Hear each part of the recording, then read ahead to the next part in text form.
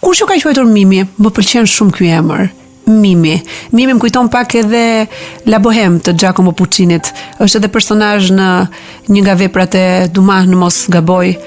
E hasim gjithashtu në letërsinë botërore edhe në një tjetër vepër të Hugos. Babai im ishte një njohës i mirë i muzikës klasike edhe një apasionant i Giacomo Puccinit. Pati këtë vegimin për të më quajtur Mimi, edhe e mbaj këtë emër me shumë dashuri edhe kam këtë lidhjen e veçantë me emrin e vendosur nga babai, që në fakt ishte një udhërrëfyes i mirë i jetës time. Cilat janë vlerat me të cilat nëna dhe babai ju kanë rritur, që juve gjatë viteve mendoni që ju kanë mbrojtur, ju kanë bërë njeriu me personalitet dhe me karakterin që gëzoni, e që ju ja keni transmetuar djalit tuaj, nipit dhe pastaj publikut shqiptar në mënyrën se si komunikoni si një grua me ndikim? Unë kam pasur fatin të kem një babai që ka mbajtur një ditar për mua. Sa bukur?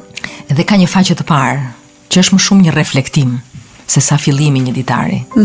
Ku ai më së pari kërkon pardon për faktin që ky ditar ka filluar të mbahet kaq shumë vonë sepse ti tashmë je 4 muajsh.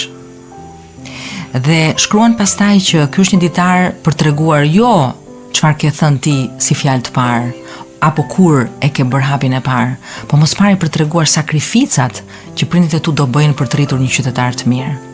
Dhe në fund, faqja e parë e ditarit përfundon me kujto, gjithmonë kujto, se në jetë fiton ai që është i drejtë, i ndershëm dhe punëtor, Ytat Pirin Vata. Subscribe në kanalin Klas Media në YouTube.